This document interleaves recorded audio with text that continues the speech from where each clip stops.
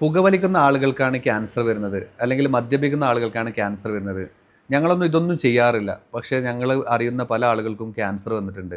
അല്ല ഇത്തരം ദുശ്ശീലങ്ങളൊന്നും ചെയ്യാത്ത, അല്ലെങ്കിൽ ഈ ക്യാൻസറിന് കാരണമാവുന്ന കാര്യത്തിലൂടെ ഒന്നും പോവാതെ പല ആളുകൾക്കും ക്യാൻസർ വന്നിട്ടുണ്ട്. ചെറിയ കുട്ടികൾക്കടക്കം ക്യാൻസർ വരുന്നു.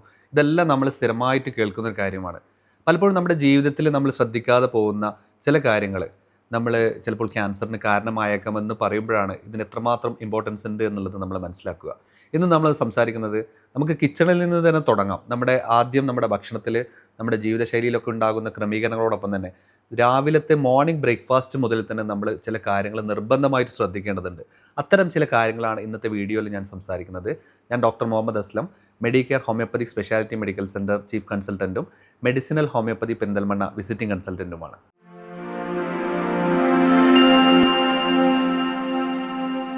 നമ്മൾ തുടക്കത്തിൽ തന്നെ പറയാൻ പോകുന്നത് നമ്മുടെ കിച്ചണിൽ, നമ്മുടെ ബ്രേക്ക്ഫാസ്റ്റിൽ തന്നെ നമ്മൾ വരുത്തുന്ന ചില മിസ്റ്റേക്കുകൾ മുതൽ നമ്മുടെ ജീവിതശൈലിയിൽ, നമ്മുടെ ഭക്ഷണത്തിലൊക്കെ നമ്മൾ ഉണ്ടാക്കുന്ന ചില കാരണങ്ങളൊക്കെ ക്യാൻസറിനെ പ്രീഡിസ്പോസ് അല്ലെങ്കിൽ ക്യാൻസർ വരാനുള്ള സാഹചര്യത്തെ ഇമ്പ്രൂവ് ചെയ്യാൻ, അല്ലെങ്കിൽ ക്യാൻസർ കോശങ്ങളുടെ വളർച്ചയെ ത്വരിതപ്പെടുത്താനുള്ള കാരണങ്ങളുണ്ട് എന്നുള്ളത് നമ്മൾ എപ്പോഴെങ്കിലും ചിന്തിച്ചിട്ടുണ്ടോ? പലപ്പോഴും ചിന്തിക്കാതെ നമ്മൾ ചെയ്യുന്ന ചില മിസ്റ്റേക്കുകൾ വരെ ചിലപ്പോൾ അതൊരു ക്യാൻസർ ഭാവിയിൽ വരാനുള്ളൊരു സാഹചര്യം നമുക്കുണ്ടാവും. അത്തരം കാര്യങ്ങളാണ് ഇന്ന് നമ്മൾ സംസാരിക്കുന്നത്. അതിലേറ്റവും പ്രധാനമായിട്ടുള്ള ഒന്നാണ് നമ്മൾ ഉപയോഗിക്കുന്ന ടെഫ്ലോൺ പാത്രങ്ങൾ. ടെഫ്ലോൺ പാത്രങ്ങൾ നമ്മൾ ഓവറായിട്ട് ഹീറ്റ് ചെയ്യുന്നത് മൂലം, പ്രത്യേകിച്ച് രാവിലത്തെയൊക്കെ ഭക്ഷണം നമ്മൾ ഒരുപാട് സമയം ദോശ ചുടാൻ അല്ലെങ്കിൽ ഓംപ്ലേറ്റ് ചുടാനൊക്കെ ഒരുപാട് സമയം അത് ഹീറ്റായി നിൽക്കുന്ന ഒരു സാഹചര്യം ഉണ്ടാവാറുണ്ട്. പൂരി അതുപോലെയുള്ള പല കാര്യങ്ങൾക്കും നമ്മൾ ചിലപ്പോൾ ഒരുപാട് സമയം നമ്മുടെ ഇത്തരം ടെഫ്ലോൺ പാത്രങ്ങൾ ചൂടാക്കി വെക്കാറുണ്ട്. അത് കൂടുതൽ അളവിലേക്ക് ചൂടാവുന്നത് മൂലം അതിൽ നിന്ന് പോളിഫ്ലൂറോ ഒക്ടനോയിക് ആസിഡ് പോലെ, PFOA പോലെ അല്ലെങ്കിൽ PFA പോലത്തെ കെമിക്കലുകൾ റിലീസ് ചെയ്യുന്നു എന്നുള്ള പഠനങ്ങളുണ്ട്. ഇത്തരം കാര്യങ്ങൾ റിലീസ് ചെയ്യുന്നത് മൂലം അത് നമ്മുടെ ഒരു അഡിറ്റീവ്സ് ആയിട്ട് നമ്മുടെ ശരീരത്തിൽ കുറേ കാലങ്ങളോളം അത് കടക്കുന്നത് മൂലം അതൊരു കാർസിനോജനിക് ആയിട്ടോ അല്ലെങ്കിൽ ക്യാൻസറസ് ആയിട്ടുള്ള കാര്യങ്ങളാവാൻ സാധ്യതയുണ്ട് എന്നുള്ള പഠനങ്ങളുണ്ട്. അപ്പോൾ നമ്മൾ അമിതമായിട്ട് ഇത്തരം കാര്യങ്ങൾ ഹീറ്റ് ചെയ്ത് ഉപയോഗിക്കുന്ന ടെഫ്ലോൺ പാത്രങ്ങളുടെ അമിത ഉപയോഗം ചിലപ്പോൾ ഇത്തരം സാഹചര്യങ്ങൾ ഉണ്ടാക്കിയേക്കാം. നമുക്ക് എളുപ്പമായിരിക്കാം, കുക്കിങ്ങിന് എളുപ്പമായിരിക്കാം, നമ്മുടെ ഭക്ഷണം പെട്ടെന്ന് പ്രിപ്പയർ ചെയ്തിട്ട് നമുക്ക് കിട്ടുന്നുണ്ടാവും, നമുക്ക് ചിലപ്പോൾ ടേസ്റ്റി ആയിരിക്കാം ഇതിലുണ്ടാക്കുന്നത്, അതൊക്കെ നമുക്ക് ചിലപ്പം സാഹചര്യം ഉണ്ടാവും. അപ്പോൾ അതുകൊണ്ട് തന്നെ സ്ഥിരമായിട്ട് അത്തരം സാഹചര്യങ്ങൾ ഉപയോഗിക്കുന്നുണ്ടെങ്കിൽ അത് ഒഴിവാക്കുക എന്നുള്ളതാണ് കിച്ചണിൽ നിന്ന് നമ്മൾ തുടങ്ങേണ്ട ആദ്യത്തെ ഏറ്റവും നല്ലൊരു ശീലമാണ്. പിന്നീട് പല ആളുകളും ചെയ്യുന്നൊരു തെറ്റ് എന്താണെന്ന് ചോദിച്ചാൽ, ഇത്തരം ടെഫ്ലോൺ പാത്രങ്ങളിൽ ചിലപ്പോൾ അതിലെ ടെഫ്ലോൺ കോട്ടിംഗ് ഒക്കെ ഇളകി പോന്നിട്ടുണ്ടാവും. ഈ ഇളകി പോകുന്നതൊക്കെ നമ്മൾ ശ്രദ്ധിക്കാതെ അതിൽ തന്നെ വീണ്ടും കുക്ക് ചെയ്യും. അത് വളരെയധികം അപകടം ഉണ്ടാക്കുന്ന ഒരു കാര്യമാണ്. അത്തരം കാര്യങ്ങൾ, ആ ഇളകി പോകുന്ന സ്ക്രാച്ച് ആയ പദാർത്ഥങ്ങളൊക്കെ നമ്മുടെ വയറിലെത്തുകയും അതും ഇത്തരം ക്യാൻസർ ആയിട്ടുള്ള കോസിങ് ആയിട്ടുള്ള കാര്യങ്ങളായിട്ട് മാറാനുള്ള സാഹചര്യമുണ്ട്. അപ്പോൾ അതുകൊണ്ട് ഇളകിയ ടെഫ്ലോൺ പാത്രങ്ങൾ നിർബന്ധമായിട്ട് ഒഴിവാക്കുക എന്നുള്ളതും ഏറ്റവും പ്രധാനമാണ്.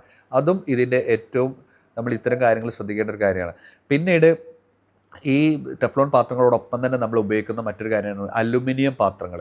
അലുമിനിയം പാത്രങ്ങളിൽ നമ്മൾ അസിഡിക് ആയിട്ടുള്ള ഫുഡുകൾ, എല്ലാ ഫുഡുകളൊന്നും അലുമിനിയം പാത്രത്തിൽ പ്രശ്നമില്ല. സാധാരണ നമ്മൾ ഉപയോഗിക്കുന്ന പല ഭക്ഷണത്തിലും നമുക്ക് അലുമിനിയം പാത്രങ്ങൾ ഉപയോഗിക്കാവുന്നതാണ്. പക്ഷേ ചില അസിഡിക് ആയിട്ട്, ഓവർ അസിഡിക് ആയിട്ടൊക്കെ ഉള്ള പല കാര്യങ്ങളും നമ്മൾ ചിലപ്പോൾ സാമ്പാറുകൾ ഉണ്ടാക്കും, അതുപോലെ നമ്മുടെ രസം പോലത്തെ കാര്യങ്ങൾ ഉണ്ടാക്കും, അതുപോലെ നമ്മുടെ ചില ടൊമാറ്റോ ചട്നികളൊക്കെ ഉണ്ടാക്കും. ഇത്തരം കാര്യങ്ങളൊക്കെ കൂടുതൽ അലുമിനിയം പാത്രങ്ങൾ ഉണ്ടാക്കുന്നത് മൂലം അലുമിനിയം അതിലേക്ക് ലീച്ച് ചെയ്ത് വരാനും അത് നമ്മുടെ ശരീരത്തിൽ കലർന്നുകൊണ്ട് അത് മേ ബി ഒരു ക്യാൻസറസ് ആയിട്ടോ അല്ലെങ്കിൽ ഒരു ഹാർംഫുൾ ആയിട്ട്, ചിലപ്പോൾ ഗ്യാസ്ട്രിക് ഇറിറ്റൻ്റ് ആയിട്ട് വർക്ക് ചെയ്യും, ചിലപ്പോൾ നമ്മൾ ദഹന സംബന്ധമായിട്ടുള്ള പ്രശ്നങ്ങൾ നമുക്ക് ഉണ്ടാക്കാം, കോൺസ്റ്റിപ്പേഷൻ പോലത്തെ പ്രശ്നങ്ങൾ നമുക്ക് ഉണ്ടാക്കാം, അതുപോലെ ശാരീരികമായിട്ടുള്ള ബുദ്ധിമുട്ടുകൾ ചിലപ്പോൾ ഓവറായിട്ട് ഇത് ഉപയോഗിക്കുന്ന പോലെ നമുക്ക് ഉണ്ടാക്കാം. ഭാവിയിൽ ചിലപ്പോൾ അത് ക്യാൻസറിനും വഴി വെച്ചേക്കാം. അപ്പം അത്തരം സാഹചര്യങ്ങൾ ഉപയോഗിക്കുന്നത് നമ്മൾ കുറക്കുക എന്നുള്ളത് ഇമ്പോർട്ടൻ്റ് ആണ്. ഇനി അത് ഉപയോഗിക്കുമ്പോൾ അതിനൊരു അഡിറ്റീവ് ആയിട്ട് പകരം എന്ത് എന്നുള്ളൊരു ചോദ്യമുണ്ട്.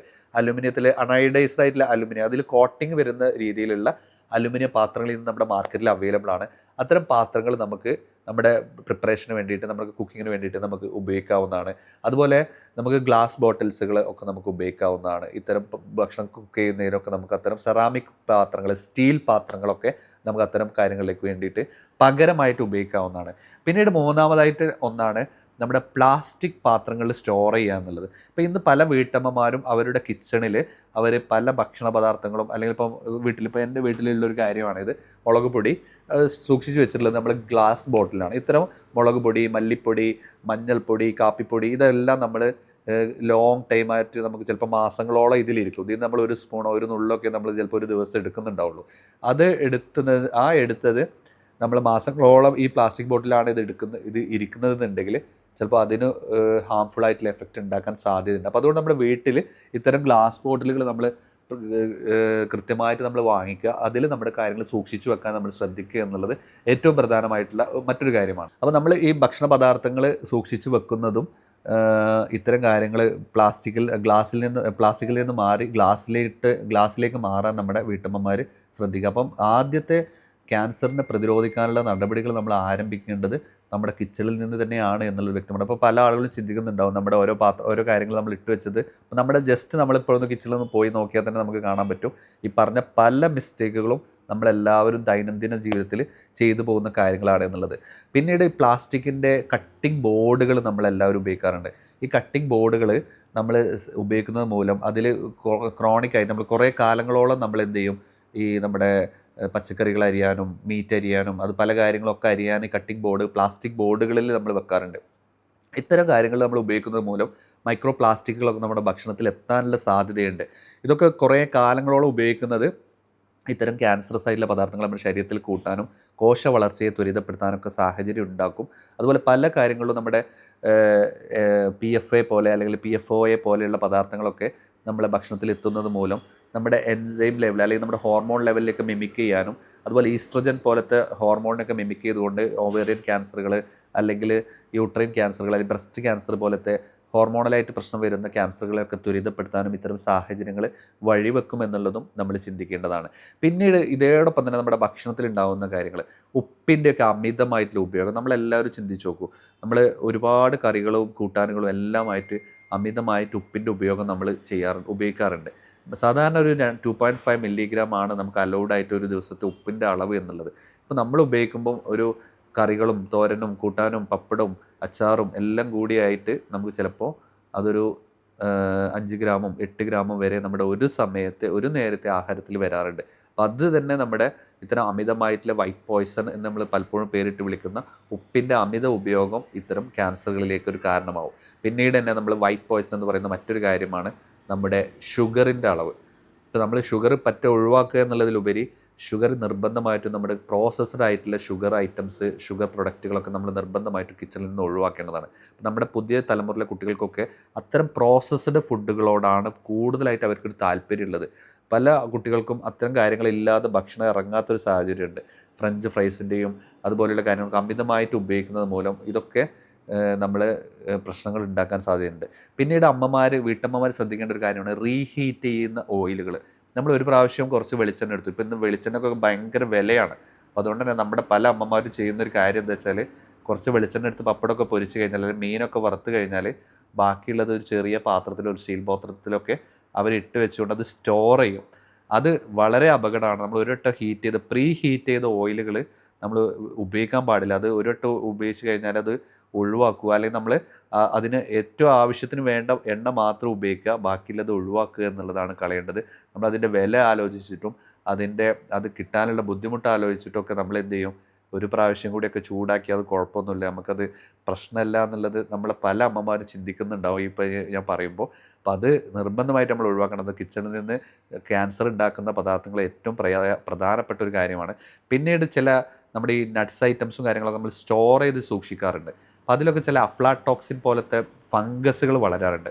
അതും പലപ്പോഴും ക്യാൻസറിൻ്റെ പ്രശ്നങ്ങൾ ഉണ്ടാക്കാനുള്ള സാഹചര്യം ഉണ്ടാകാറുണ്ട്. അപ്പോൾ അത്തരം ഫംഗസൊക്കെ വന്ന ഭക്ഷണങ്ങൾ ഒഴിവാക്കുക, നമ്മൾ കഴിക്കാൻ ഉപയോഗിക്കരുത്. പ്രത്യേകിച്ച് നമ്മുടെ കുട്ടികൾക്കൊന്നും അത് കൊടുക്കരുത് എന്നുള്ളതും നമ്മൾ അടുക്കളയിൽ വരുത്തേണ്ട ചില മാറ്റങ്ങളിൽ പ്രധാനമായിട്ടുള്ള ഒന്നാണ്.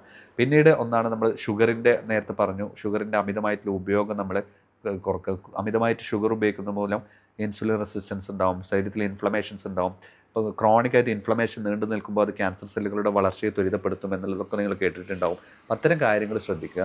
ഈ കുറച്ച് കാര്യങ്ങൾ നമ്മുടെ കിച്ചണിൽ നിരന്തരം നടന്നുകൊണ്ടിരിക്കുന്ന നമ്മൾ ശ്രദ്ധിക്കാതെ പോകുന്ന ചില കാര്യങ്ങളാണ് ഇന്ന് നിങ്ങളോട് സൂചിപ്പിച്ചത്. അപ്പം അതിന് പലപ്പോഴും ആൾട്ടർനേറ്റീവായിട്ട് ഇപ്പോൾ നമ്മൾ ഉപയോഗിക്കുന്ന ചില പ്ലാസ്റ്റിക്കിന് പകരം നമുക്ക് ഗ്ലാസ് ബോട്ടിലുകൾ ഉപയോഗിക്കാം, ചില സെറാമിക് പ്ലേറ്റുകൾ ഉപയോഗിക്കാം, അലുമിനിയത്തിന് പകരം വേണമെങ്കിൽ നമുക്ക് സ്റ്റീലിൻ്റെ പാത്രങ്ങൾ ഉപയോഗിക്കാം. അതിന് ചെറിയ ചെറിയ മാറ്റങ്ങൾ വരുത്തിയാൽ തന്നെ ഇത്തരം ഒരു പരിധിവരെ നമുക്കിതിനെ തടയാൻ കഴിയും. പക്ഷേ പൂർണ്ണമായിട്ടും ക്യാൻസർ നമുക്ക് തടയണമെന്നല്ല, പക്ഷേ നമുക്ക് വരാവുന്ന ഒരു പെർസെൻറ്റേജിനെങ്കിലും നമുക്ക് തടഞ്ഞു കഴിഞ്ഞാൽ അത്രമാത്രം നമുക്ക് ചിലപ്പോൾ ക്യാൻസർ ടെൻഡൻസി ഉള്ള ആളുകളുണ്ടാവും ജീവിതത്തിൽ, അവരുടെ ശരീരത്തിൽ ക്യാൻസർ വരാനുള്ള ടെൻഡൻസി ഉള്ള ആളുകളുണ്ടാവും. ആ ടെൻഡൻസിയൊക്കെ കുറച്ചും കൂടി കുറച്ചും കൂടി വർഷങ്ങൾ കഴിഞ്ഞിട്ട് വരാവുന്ന രീതിയിലേക്കോ അല്ലെങ്കിൽ അതിനൊക്കെ തടയാനോ ഒക്കെ ഇത്തരം സാഹചര്യങ്ങളിലൂടെ നമ്മൾ പോയാൽ ചിലപ്പോൾ നമുക്ക് സഹായിക്കും എന്നുള്ളത് കൊണ്ട് ഏറ്റവും പ്രധാനപ്പെട്ട ഒരു ഇൻഫർമേഷനാണ് ഇന്ന് നിങ്ങളുടെ മുന്നിൽ ഞാൻ അവതരിപ്പിച്ചത്. ഇത് നിങ്ങളുടെ ഫ്രണ്ട്സിലേക്കും ഫാമിലി മെമ്പേഴ്സിലേക്കും പ്രത്യേകിച്ച് നമ്മുടെ വീട്ടമ്മമാരിലേക്കൊക്കെ ഈ വിഷയം ഒന്ന് ഷെയർ ചെയ്യുക. എല്ലാവരും അറിയട്ടെ. ഒരാൾക്ക് പോലും ഇത്തരം ഒരു അവസ്ഥയിലേക്ക് പോവാതെ നമുക്ക് ക്യാൻസറിനെ ശക്തമായിട്ട് തടയാനുള്ള ഒരു പ്രിവെൻഷൻ എന്നുള്ള രീതിയിൽ നമുക്ക് അടുക്കളയിൽ നിന്ന് തന്നെ നമ്മുടെ ലൈഫ് തുടങ്ങാം. ഈ വിഷയങ്ങളുമായിട്ട് ബന്ധപ്പെട്ട നിങ്ങളുടെ സംശയങ്ങളുണ്ടെങ്കിൽ അല്ലെങ്കിൽ ഇത്തരം അസുഖങ്ങളുമായിട്ട് ബന്ധപ്പെട്ട നിങ്ങളുടെ പ്രയാസങ്ങളുണ്ടെങ്കിൽ നിങ്ങൾക്ക് കോൺടാക്റ്റ് ചെയ്യാവുന്നതാണ്. താഴെ കാണുന്ന നമ്പറിൽ നിങ്ങൾക്ക് കണക്ട് ചെയ്യാം. വാട്സപ്പിൽ നിങ്ങൾക്ക് മെസ്സേജ് ചെയ്യാവുന്നതാണ്. ഈ വിഷയങ്ങൾ ഞാൻ നിങ്ങളുമായി അവതരിപ്പിച്ചത് ഡോക്ടർ മുഹമ്മദ് അസ്ലം. നന്ദി, നമസ്കാരം.